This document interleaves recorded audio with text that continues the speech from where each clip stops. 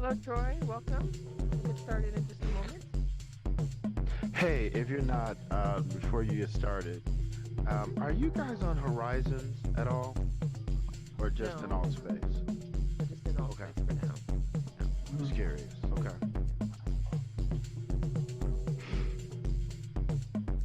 Welcome, Millie. Welcome, Monet. Monet. Uh, Monte. Monte. Monte. Ladies and gentlemen, Uh-oh. welcome back to Show. Crypto City. And now, Okay. your I need to host, take my City thermos. Girl. Woo! Hey everyone!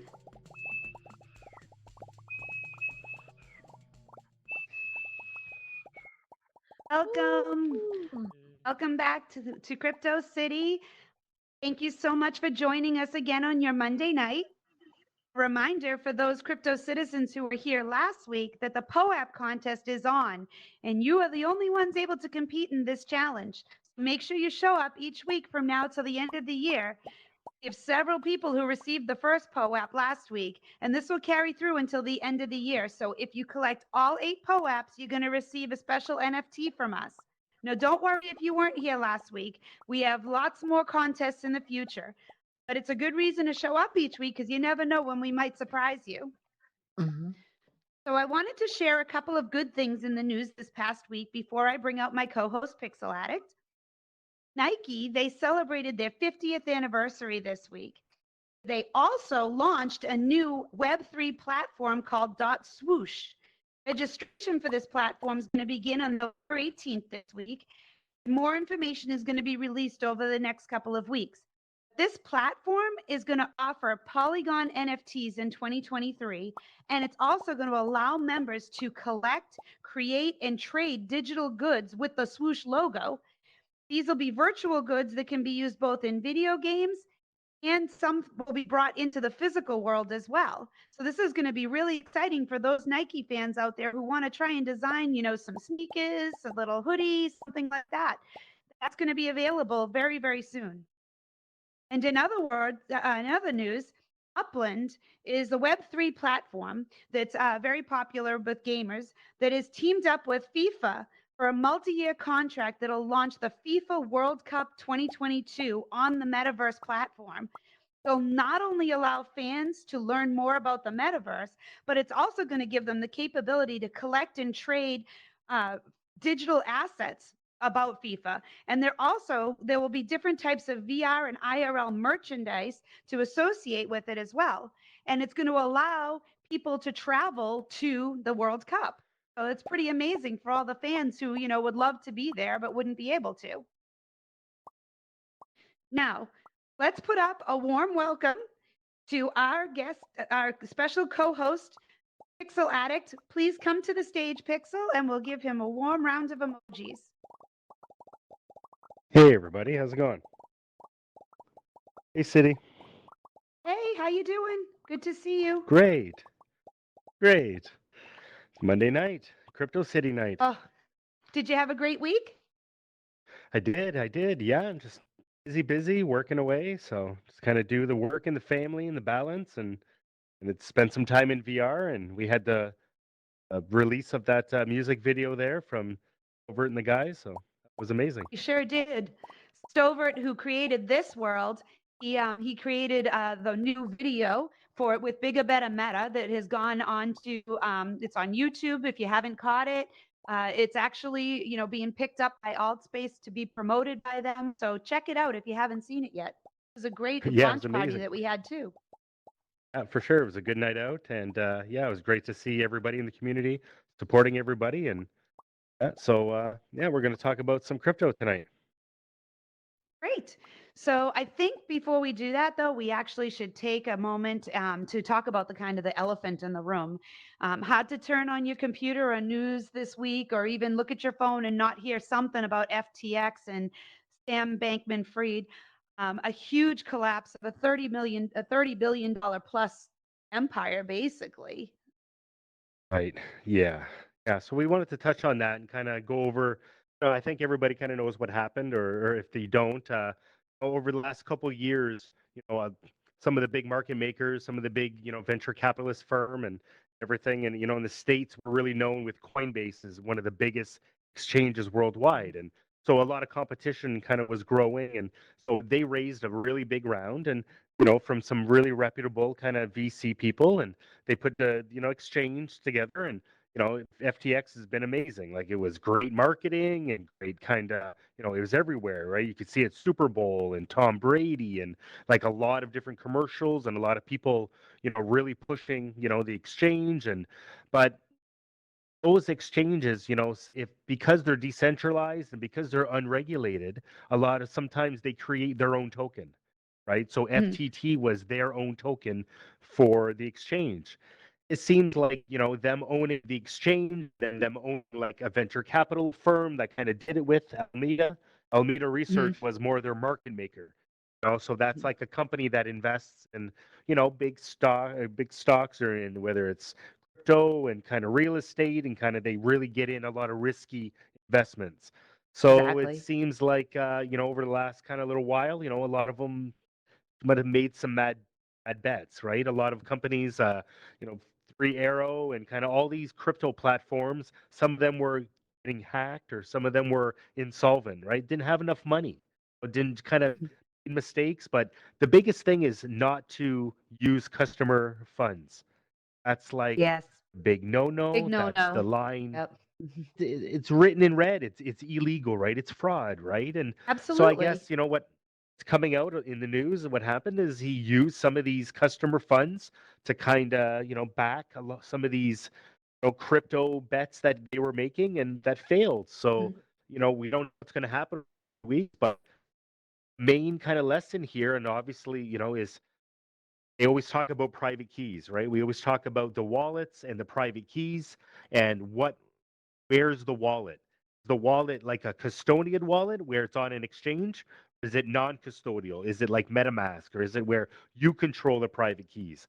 Or is it on something like Ledger, like we talked about the Yep. hardware wallets?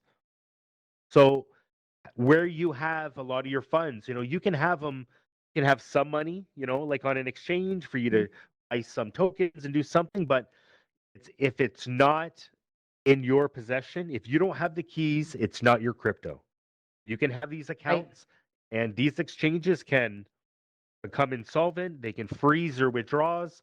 You can get stuck. You can lose a lot of money. Unfortunately, there's like millions of people, like a lot of people lost Mhm.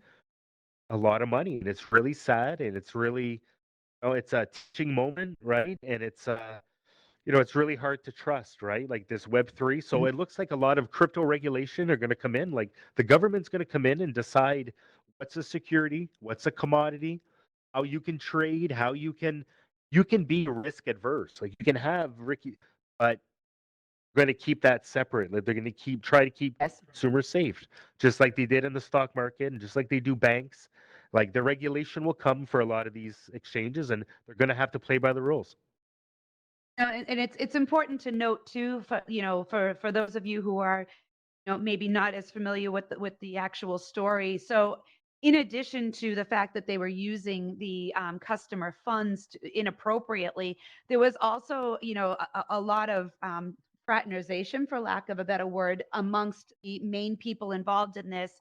The woman who runs Alameda was romantically involved with him, and they were aware of what was going on amongst themselves. This came out earlier today. That's a again another big no in business. But obviously there's always sometimes relationships within companies, and that part isn't necessarily the bad part. It's when one is doing something wrong and the other one becomes part of the wrongdoing. Right. So now there's a big investigation into that after the bankruptcy got filed. They're doing a lot more digging into it to see what else might have been going on. And it's important to realize too that FTX was huge. I mean, at one point it even offered money to Elon Musk to try and buy Twitter, to help back that purchase. So this isn't a little company. This was a very big company. And the other thing is that he he kind of did some other underhanded things that are coming out now, and this is kind of, maybe a test to his character. The CEO of Binance, who was his like greatest rival, but was also an investor in FTX. And when he went to Washington to try and, get some stuff pulled through, he was having private meetings where there was some, things said adversely against his competitor. And when he found that out, that's when Zhao came back and tried to, said he was going to pull his money, and a lot of investors Right. tried to pull their money at the same time. So there was a lot of financial weirdness going on there all at once. Look, when you deal with like the top of these tops, right? These politicians and top of these businesses that are like billions and billions of dollars, it's very convoluted of like who's dealing with who, and where the money trail goes, and there's a lot of money being invested, and a lot of money was lost. A lot of companies that Mm, took investment from FTX have completely lost everything, like projects exactly. and like so it's really bad. Like it's really you really got to do your due diligence. You really got to do Mhm. your paperwork. And, Brian Armstrong from Coinbase kind of came out and said, look, like, we have to regulate this. We have to. You look at Coinbase, there's a public audit every single month that you can watch there. So now everybody's doing what's called proof of reserves. Now all these exchanges are actually posting publicly their cold wallets, all the money they have. So you're supposed to have it one to one. Supposed to have if I deposit one Bitcoin, you're supposed to have one Bitcoin in reserve. It's $1 million US. To have that $1 million. Like it's not rocket science. They're making millions of dollars from the fees and all of the platform. They shouldn't have to start dipping in and risking more money. They were doing yield farming and all these crazy kind of DeFi.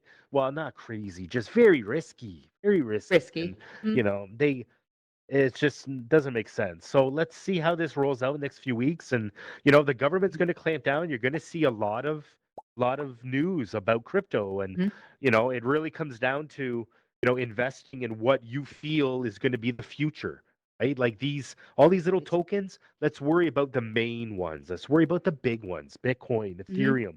You're Yep. safe with these major coins that aren't you know network coins, or they aren't some imaginary kind of fund where you just make up, oh, I have 50 billion coins, and they start. Monopoly money. It's so they just have to do due diligence. You really got to really watch what you Mhm. invest in. So that's our message. We just want everybody Mhm. to think safe and Mhm. enjoy what Web3 and crypto kind of bring.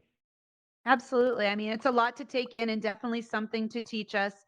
But, I do believe that with all these changes and with the awakening, so to speak, of, what is going on out there, I do believe that we'll see the rise of crypto like the phoenix out of the ashes. I do think that it's going to come back stronger and harder with a lot more, awareness from everybody as well.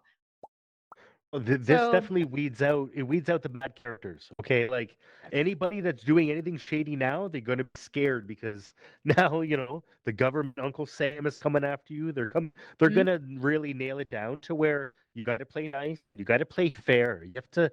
Everybody's trusting you, especially when it comes to money, right? And you shouldn't play with anything you can't afford. You shouldn't invest or shouldn't.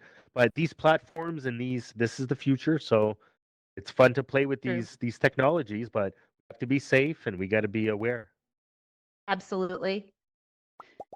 So, switching over to maybe a more upbeat topic, we have an amazing guest here with us tonight. One of our field experts, Miggy Celis, is here to talk to us about what's trending worldwide in Web3, NFTs, and crypto. So let's give a big warm welcome to Miggy Celis. Miggy, please join us on stage.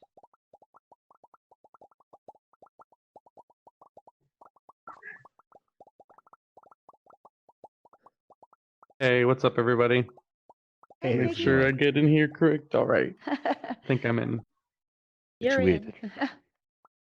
Okay, cool. So I don't know if you remember, but on our first episode, we had brought everybody up here so you could meet the team. Miggy was there. Fun fact that Miggy was my very first interview ever in AltSpace when I was hosting Yummy NFTs. So we go way back. But Miggy does a lot of really cool he goes to conferences and expos, and he gives a lot of speeches, and he's very well versed in pretty much all the different areas of NFTs. So we wanted him to come on and kind of give us a little update of, what's going on out there in the world right now and what are people excited about. Well, honestly, right now, there's not a lot of people excited about a lot of things going on.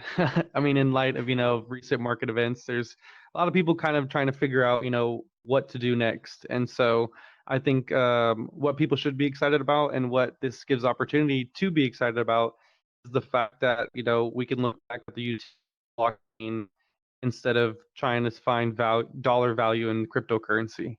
And so one thing that I get to see a lot of is, a lot of people still building in this space at this time period because, the market prices doesn't affect how the blockchain operates. The market price doesn't affect how these transactions work and how the protocols run. All these things are solid and have proven such. Smart contracts, NFTs, all these things, the actual technology themselves have been doing great. And we have just still barely tapped into it, very early on. And so despite all this market, craziness, I think it'll give an opportunity for people to look at that. So one thing that I'm definitely excited about is, gaming and how NFTs can be involved with that, and just, the utility of NFTs and smart contracts in general, because there's a lot of good things that can be done with it, and a lot of good things that should be done with it as well. Interesting. So when you're going to when you're out there and you're listening to people talk about the gaming and NFTs, are people more interested, are you finding, in actually creating the NFTs for the games, or are people really excited about acquiring these NFTs for the games? I think right now, because it's still, even, within the community, the gaming side of it is still pretty niche. It's still a pretty small growing community. So a lot of people don't really understand how NFTs and crypto even really can be combined with gaming. And so what a lot of people are trying to look at is the past, what happened before with these other previous games this last year and a half, which fortunately hasn't been a lot of great stuff. And so what I'm seeing now in this moment is that we have people really looking more towards the games themselves. How easy are they to get, how the accessibility, and how fun they are. And then, looking at the NFTs and the cryptocurrency component secondary. Because minting the NFT itself, is not the important part. Like the art, we have great art concepts, a lot of cool graphics, but they're trying to shy away from that being the sole purpose of it. And so what we have is a combination of really cool art utilized in a game that creates some type of utility that, it helps enable benefits to that game or ownership of, skins and accounts and things like that. And I think that because of that, people are going to look first, like, is this game fun, and how easy is it, and how inexpensive is it to get in it? And so that's, the shift that's happening now is more people building towards that, making it more accessible and more familiar. And because the gaming industry is so large currently, it's just a matter of time before we could really, make it cohesive. Mhm.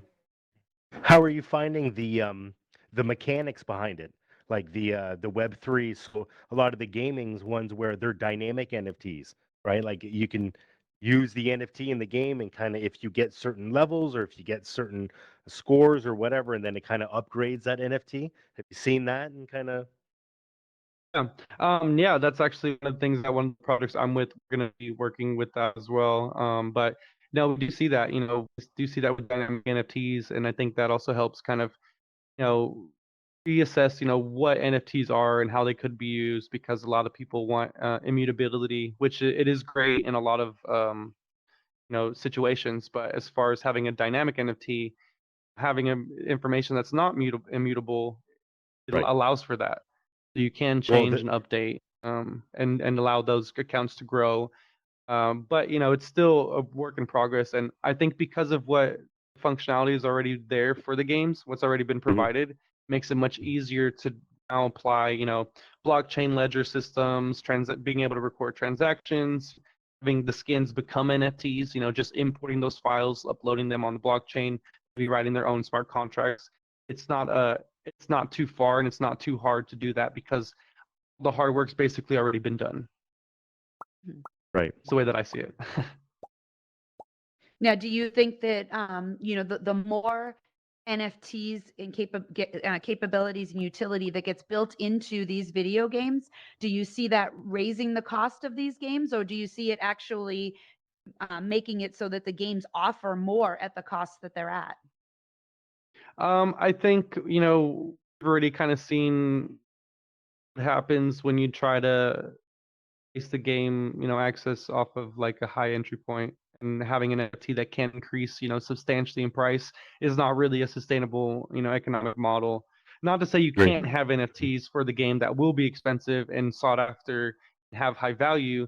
But I think what people are realizing is that the game itself, having the goal be easy transition from what Web2 gaming is experiencing now, which is you pay like $80 for a game and you can download it, or you buy the disc and that's it. You get access to the game and whatever features they're going to give you for that initial cost. But other than having like V-Bucks to buy skins or things like that, you're not really driven to pay anymore to play that game. So I've been working with some projects and advising in those aspects to kind of try to steer more projects in that direction, where you have like an entry fee to get the game. Maybe let's say you pay $100 or $80 to get a game, you download it, you automatically get like $25 worth of that in-game currency, crypto or whatever they're using to initially start the game. Then it gives you maybe an NFT to access. And so instead of having to be at the mercy of the market to like, oh man, this NFT that was $5 is now like 5,000, and there's no other way to get into the game. There's a lot of projects looking at that, especially the free to play models, allowing people to play the game for free, work their way up to earn tokens or NFTs, or having those extra aspects be like bonuses. All right, if you want to have like the super upgraded thing, you have to buy this NFT. But if you just want to play the game, you can just play the game. Or if you want to, possibly earn, if they have that mechanism built in, then you have to have this NFT. But if you just want to play the game and have fun, you can. And that's what I'm Like seeing that. now, especially going to events and the projects that are coming out. It's awesome. Yeah, there's all the design mechanics that get built in, and the psychology along the economic part of it. That's kind of the major. That's adds a lot of the friction.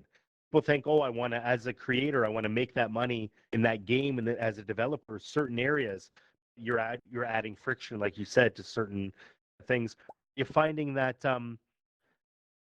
people are sharing games, like is it multi, like the complexity that you can get in the gaming with the NFTs, adding the marketplace, right? So you can have these NFTs, but what do you do with them? So is it like the education that you're having with the players, it's teaching them, how, whether you build a in-game kind of marketplace, or are you having, or did you see a lot of kind of friction there, kind of educate people? Um, Yeah, I guess in a sort of, I think that is definitely a barrier that has been created just generally in the space, is the lack of Okay. direct education, especially specific to projects. So for games, what I've talked to a few about, and what I have been seeing, and I do advise on, is using your game as a teaching point, creating educational content using that game. Because the one thing is, the information's out there. It's not like it's hidden. You can find out what a wallet is, how to use it, what crypto is, what NFTs are. But the problem is having people retain that information and be even interested enough to want to listen to it. Like you tell somebody, hey, you should buy this Bitcoin because it's going to make you rich one day. So you need to learn about wallets and NFTs. And most people are going to be like, well, I don't really know enough or care enough to buy Bitcoin to get rich, because Right. after what we've seen, history dictates you can't. It's not really a get rich quick thing.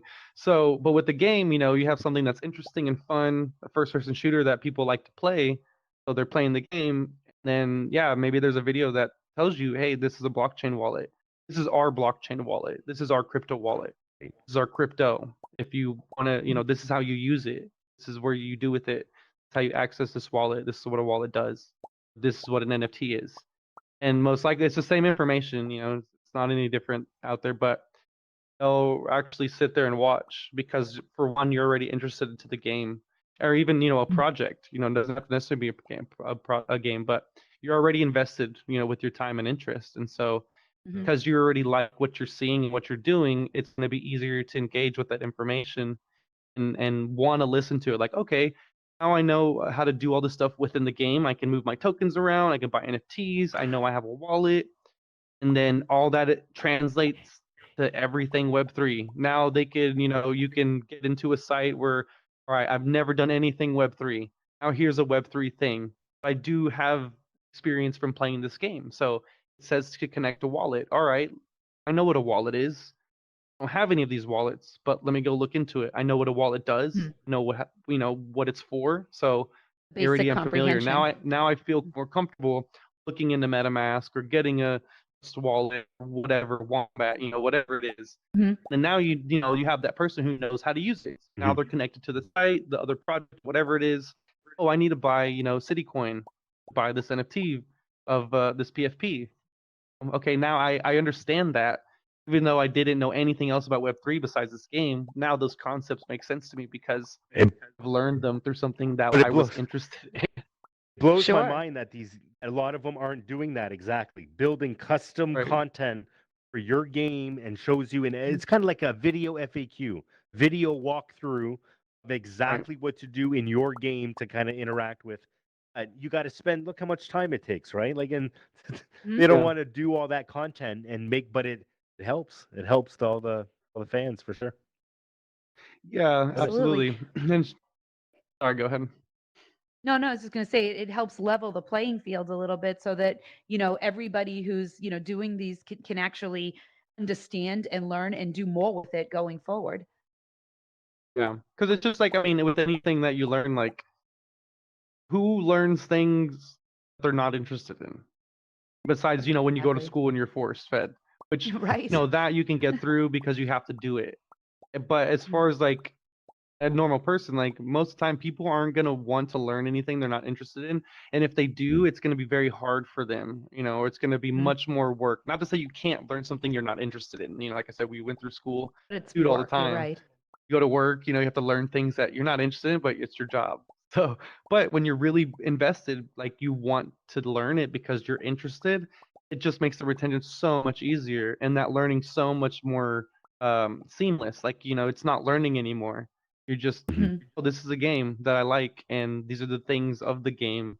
And because I want to be more engaged with this game, I'm going to figure these things out because that's what I do. I play games, I figure out all the stuff and how to do it. And the cool thing is that games are already doing this. You have World of Warcraft, one of the largest MMORPGs that exists, and they're already doing that. They have a marketplace, they have tokens, they have things Right. you could buy in this game, people you can engage with and operate with. So it's not very different than that. It's just now we have an immutable ledger system, we have more AI technology involved, we have more algorithms and math that help, manage all this stuff where there's more transparency. There's less human control, less human elements, so a lot more less manipulation, real ownership and verification. So it's just like nothing's really different. You're just taking those and adding it to what already exists. And so that's why for me, like the gaming is going to be a big play in the next couple years because uh, gaming industry is the largest industry that exists. It's Right. humongous. Like I said, you take sports and entertainment, put it together, and it's still not even what is being found in games, and that is growing. Like people are still spending a lot of money just to play games that they like and are having Of fun course. with, Mhm. not because they're making any kind of monetization out of it. At least not, for the you're an esports, you're a manager, or you work for a game company where you're really, really, really good, and you go to tournaments. So like this is for everybody, anybody. You could imagine playing Candy Crush, a game that you like, and you can have earning mechanisms in it. So you're already interested, you already spent a lot of time playing it, but now maybe you're getting NFTs Sure. and cryptocurrency and all that time that you've invested, the blink and 30 hours gone. It's Well, the now time. you actually Yeah. got something for it, You have Exactly. little Yeah. something You where it's earn like, oh, something. you know what? I have a token. I Yep. can use in this market to get an NFT that you can only get if you play this game, a lot. You mean the diamonds that I collected all those years? Those little diamonds, they're not worth nothing. Like nobody's gonna give me any money for those. Jeez. Well, that is the crazy part, is that there is a gray market, that this stuff does exist. You can sell a lot of these game assets and tokens and use them So that's where this concept comes from, is that this market is there. There are people buying and selling and trading game Sure. assets and currencies and accounts, but it's all illegal because A all of the gray ownership and area. all of the rights goes to the games and the IP. distributors and all the people controlling it. So that Right. market is not allowed to exist. But with cryptocurrency, NFTs, and blockchain, now you can legitimize it and basically, again, Mhm. take what's already there and make it legitimate and real so everybody can participate.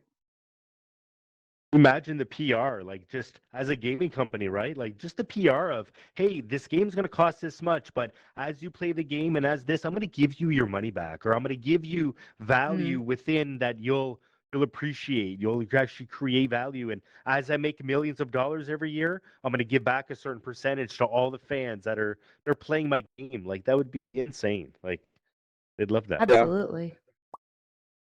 So let me ask you another it's pretty question. crazy. We talk about, leveling the playing field a little bit, but, I know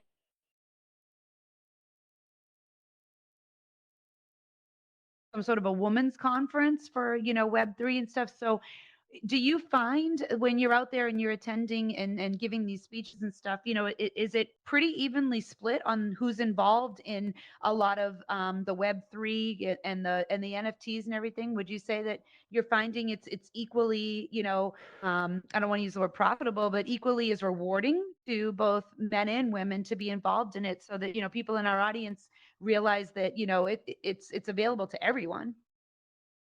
I think there now, as far as accessibility, it is available to everybody. But from what I've seen, this is something that, it's like in everyday life, is there are barriers and there are separations where you have men and women having different experiences, and unfortunately, the crypto space is not any different. Now, what we have seen, though, what I have seen going to these conferences for the last 2 years, is that changing. It opening up to really get out of that, because there is a lot of, I guess I don't want to call them traditions, but there is a lot of what's already pre-existing that leaks over, because people are people, and this industry is so unfamiliar that people are just going to do things the way that they do them, because that's the only way they know how. They're going to treat people the way that they know how, especially if they work with different corporations in different settings. They only know how to do what they do. So it's something that I have seen that has been an issue. Like there are some kind of barriers even within this community. But the cool thing is that doesn't mean their participation can be gated. It is very different, that in that fact, it doesn't matter if there is some kind of barriers between those kind of fields where it's more opportune for a male, a female, or somebody of a different culture. Because even in these smaller settings where there may be gated situations, blockchain isn't. That is for everybody. Everybody has access to the education. Everybody has access to wallets, to crypto, to NFTs, to exchanges, and so that's where it's really key for education to be the forefront, because uh, we could essentially overcome all these barriers and all these issues. And it doesn't matter if things are being gated or being made to be less beneficial to somebody because of whatever sex, race, or religion they are. And so education on that part doesn't will overcome that, because it doesn't matter, as long as you got the internet, and you're willing to learn and look this up, you have access, and you can start your group. And that's what I see, is a lot more groups and communities that are underserved. Uh, they are doing this and figuring this out. They're realizing, okay, who cares if they're going to keep us out of their club? We can just start our own club that's more inviting, that accepts everybody. Or we can find other communities that are more inviting. We have options now. We're not tied down to just playing games the way other people play them. This is an open space that we can play games all how we want. Like we can participate however we want. And so I do see more of that switching, especially with more NFT sort of conferences coming, and getting away from like their traditional blockchain or crypto conference, where they're very like maximalistic, especially in the ideology and the framework and how they do things and how they operate. Work with other people. It's just a lot of things. Again, we're not very. Some people think there's like a crypto war, like blockchain versus blockchain, but those of us who realize it's not. The only way to make this all work is for everybody to work together, because that's the foundation of the space itself. Yeah, It's and a getting lot of good. it It's comes getting down. better. For sure, and a lot of that bar sometimes too is on the technical level as well. And like everybody understands technology at different levels, and kind of you get into certain blockchains, like you said, you can go deeper where you know the differences between each one. And like everybody's kind of learning kind of at different stages, and you get involved with these communities, but you can, and now the bar is lower so that people can develop games without knowing how to code. That no code and low code, those platforms kind of help people that have ideas for games, but they don't know where to start. They don't have a lot of money to hire a lot of the developers, whether it's a Unity or Unreal or kind of to integrate a lot of this stuff, whether it's graphics and that. But now, you could find people on Fiverr, find people on other kind of communities, help put a little team together, and pretty soon you have a mobile game and integrate with somebody like you or somebody that knows, Web3, and all of a sudden they're doing NFTs and their project grows and grows. What happens? Mm. For sure. I mean, cooperation, is essentially the name of the game, and uniquely, this is the only place and the only time period where it's actually beneficial to participate and, you know, just be a part of it. And you can help other people and still make money, or you can focus on making money in the space, and by default, whatever products you create or services you render will help the overall space. So it's really just about participating, learning enough to get involved, because it is open for everybody, and everybody's participation is what's going to be key to the growth of the space, because that's what it's all about, and everybody benefits for whatever your goal is. Like, you can just be here to be here, or you could be here to make a difference. But as long as you're here, that's all that's really needed, I guess.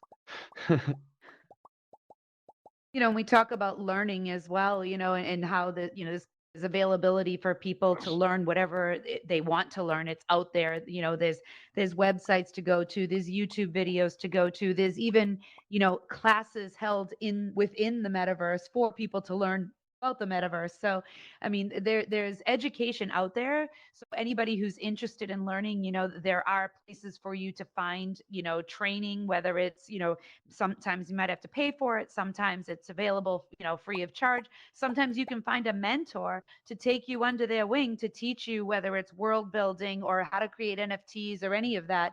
But there are definitely resources out there for everybody. And I mean, you think back, like, 30 years ago, computers were so different than they are today. Obviously, technology continues changing, but now, 30 years ago, little children in elementary school were not working on computers. Now, kids need computers to go to school. Every child has a computer. The schools are issuing them. So you talk about stuff with, Web3 and NFTs and crypto. I mean, in who knows, maybe 10 years, 15 years from now, that's going to be something that children are learning as well.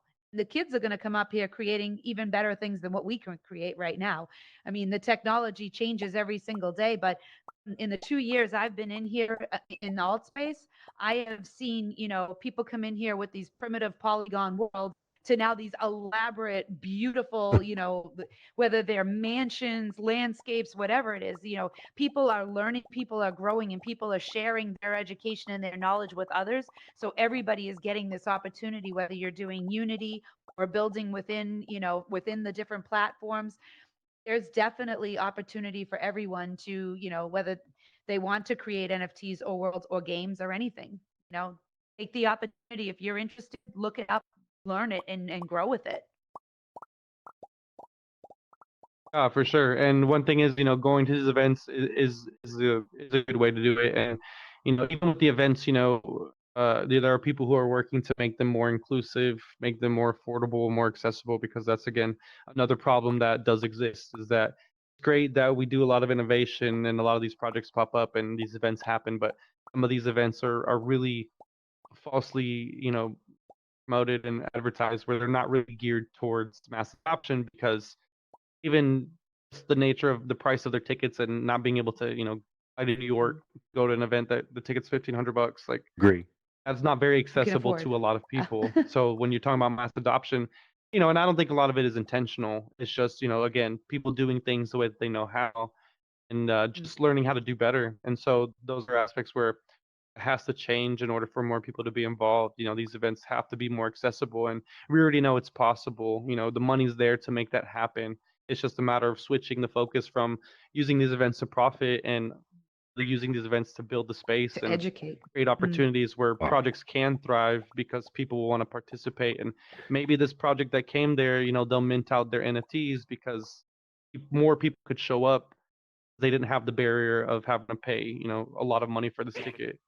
Or, Right. there was an event that showed up in their local area. They didn't have to like travel because like, hey, there's like there's events happening every but those are two are happening. There's events all the time, they're popping up everywhere all the time. So it's just a matter of keeping an eye out, and if you can travel to it, try it. If there's one close to you, check it out. Especially look up your Eventbrites, your local meetups, meetups.com. Right. Find a group that's doing small local things because they're out there. And so my first 10 years in this space, wasn't able to plug in like that. So I spent a lot of time creating my own communities until like last year, 2021, where I was able to go to my first conference. And now I've been averaging like a conference or two a month and created a lot of opportunities for myself because of that. And so there's more opportunities out there, even despite the market madness and all this craziness. There are people out there who are doing things, the way that they believe to be right, and they're trying to create more opportunities for other people. And again, it's just about participation. So there's people out there that need help in some way, shape, or form. And even if you're not a developer or an artist, you know, it could be as easy as, hey, you jump in their Discord, you support them because you like the project, and you buy their NFT and you share their Mhm. social posts, you retweet their tweets, you comment on their.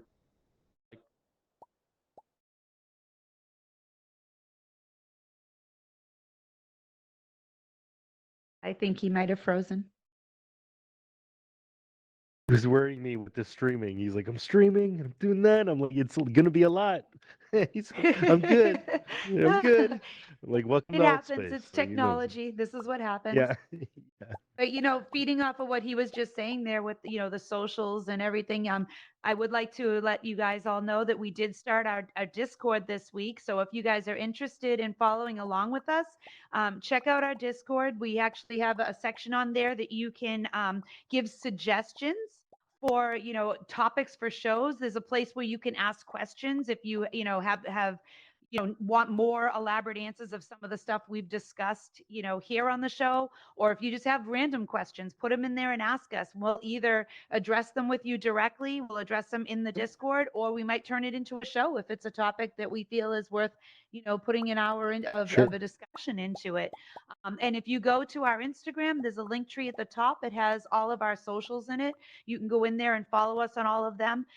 A lot of the stuff might be, you might see the advertisements for the show popping up on all of them, but there are some platforms like Facebook where we could actually put more detailed information as we go along.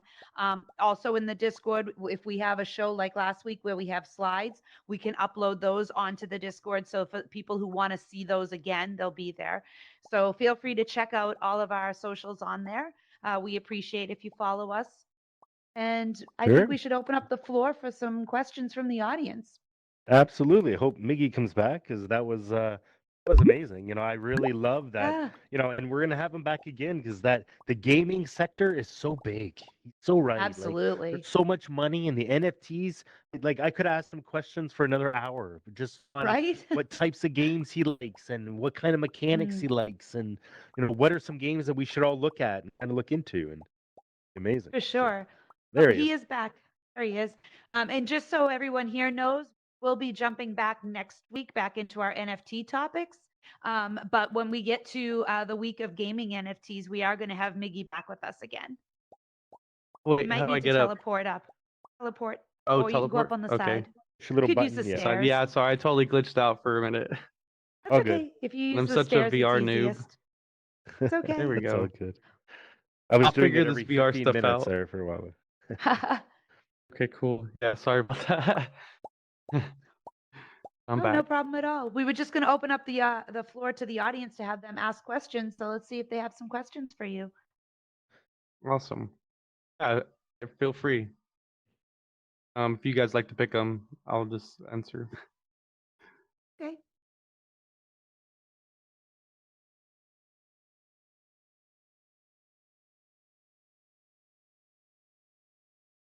Go ahead, Meta. Looks like we Meta Day. There we go. Hi, I have a question. First of all, I enjoyed the show. Enjoyed knowing that not only I like to go to conferences, but you like to go to conferences as well. So my question to you is, which conferences or which conference out of all the conferences that you have attended was your favorite, and what was it new at that conference that you learned, and why was that conference your favorite conference? Oh man. So I definitely I'm gonna be so we did throw one in Miami, and that is I will have to say is my second favorite conference because me and a group of friends we really worked hard on making the first conference basically free, and then we made the next conference really like 30 to $50. And so but as far as like the organized ones, the mainstream ones, my favorite one so far has been ETH Denver, because what I saw there was that they were really focused on providing value to the community. And so, like for example, their general admission tickets were free. Didn't have to pay to be at the conference, and you just had to apply. They were giving out so many free tickets, so all you had to do was apply, sign up with your email, and if you were, within that number, then you would get a ticket. So I did it. I got a ticket. Because of that, I ended up looking for a cheap flight to go to Denver. Found a cheap hotel. I really made sure I wasn't spending too much, and just the value at the conference was amazing. Like they had so much, like even just talking about what they were giving away, like all the booths that were there giving out swag. There was so many projects there and giving out so much stuff. So you have this free conference that if you're local, you could just apply the ticket or applied to get a ticket and gone to the conference, got a bunch of cool free stuff. Not even have to know anything about crypto. You got a bunch of cool free things, hoodies, whatever. Then the food situation was something that I really liked because they were really working with a lot of local merchants, which was awesome.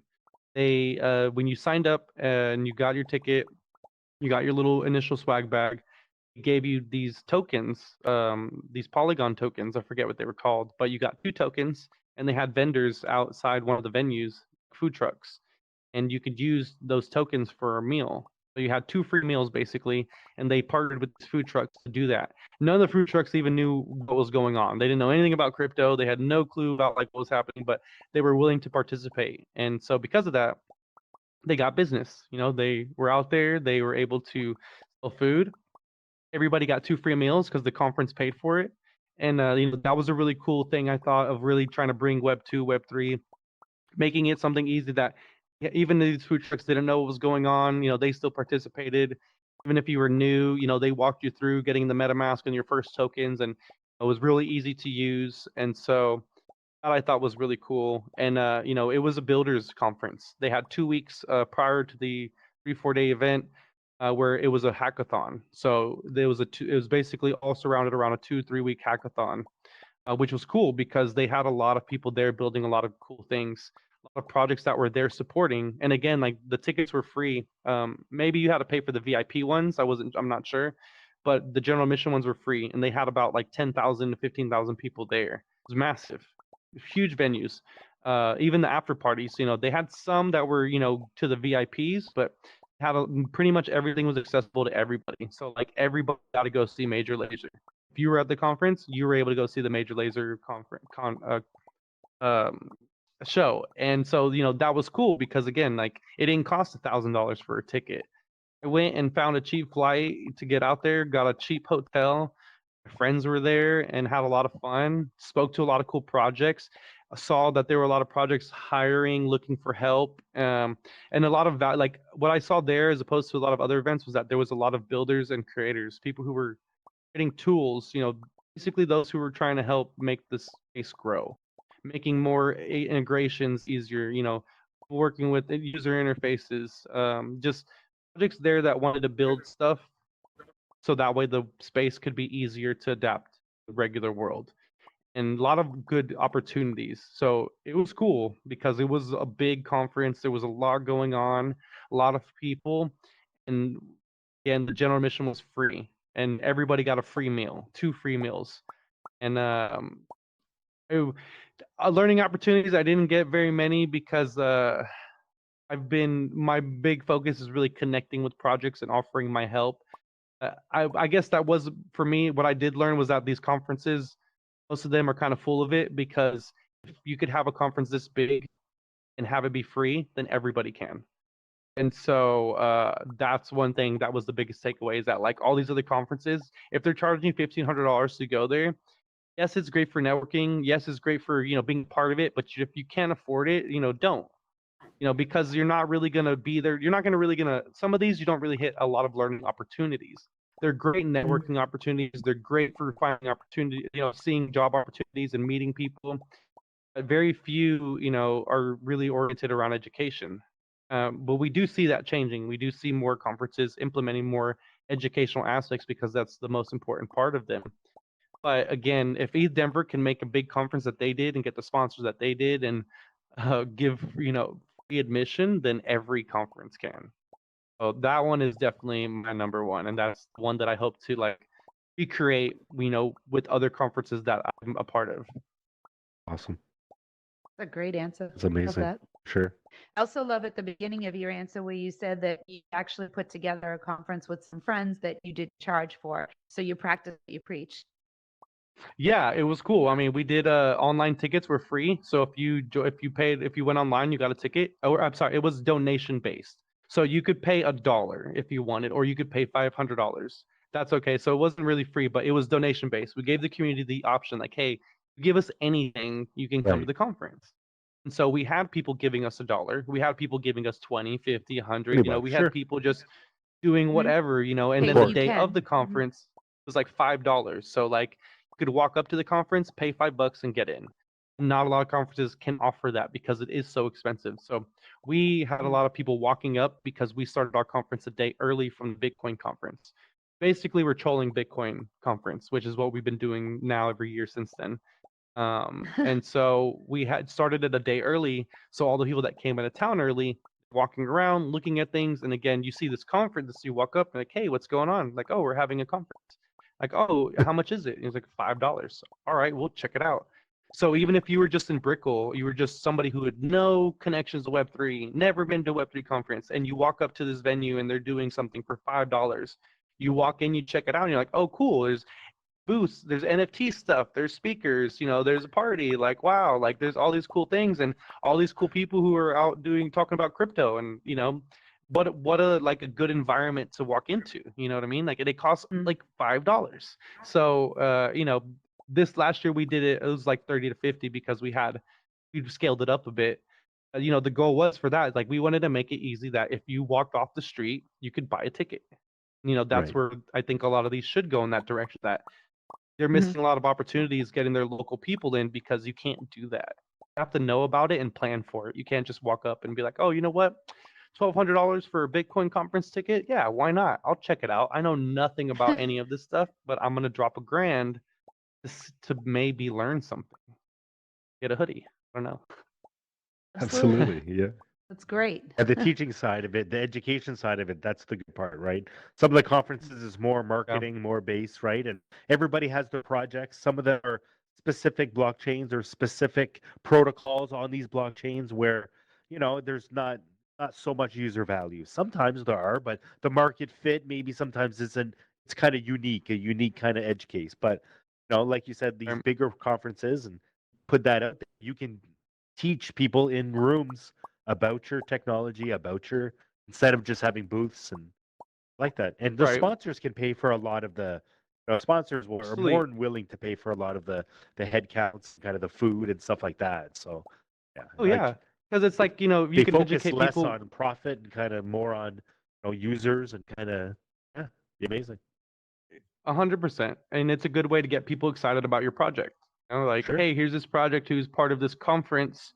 And, and even with that, even if you have to pay a little bit of money, but you're getting educated, like that is valuable. That's worth paying for. Absolutely. Like if you can walk in there, know nothing, and walk out and feel, hey, I really got value out of this money because I was able to engage one-to-one, learn things. And now I know, about blockchain, crypto, NFTs. Maybe not an expert, but I know enough that I want to keep participating. And so, like you said, a lot of sponsors are, finding value in that because if they can make it more accessible to people, then it's like, why wouldn't you want to check out this free game that you can play? And maybe, they gave you this sweater or this hat or this thing, and it's interesting, and it didn't cost you anything. And and then It's there's some advertising. teaching stuff where you could learn from them too. Like, it's possible. And one other thing about Denver was that they were giving out so much free stuff. I had to buy another suitcase, and I still have that suitcase completely packed with everything else that I got. It was crazy. He'll be giving that away at But- his next conference. Did you get to Oh, meet I've thought Vitalik? about it. I have so much swag, and some of this stuff is like you could only get it if you went to the conference. So I'm gonna go through like all the things that I have doubles of and start giving stuff away. No, it's a collectible. We're coming up at the sure. top of the hour here, and it's been wonderful having you on the show. We've learned a lot from you, and it was really great to hear your take on, NFTs and gaming and conferences in general. We are going to have Miggy back on when we do our gaming NFT episode. Sure. Hopefully, by the time you come back, things will have started to get a little bit better in the whole big picture right now of crypto. But thank you very much for coming here and spending some time with us Thank you. tonight. And thank you, Pixel, Absolutely. for being here with us as well. We are just sending you out a quick reminder that next week we are going back to our NFT sessions that we've been doing here. So you don't want to miss that. And remember to send a DM to me tonight on our Instagram or either here on AltSpace so that I can send you off this week's POAP if you're in the collection group. You can still have it even if you're not collecting for the challenge. Just send me a message and you'll get that. Cool. Thank you, everyone. Great night. Awesome. Awesome. Thanks, City. Thanks so much. Appreciate y'all for having No me. worries. Thanks you. everybody out there for listening to this stuff. So I can talk about it all day. Right on. Right on. Same. Thank you, Miggy. Music. See? Then we call dance on the way out and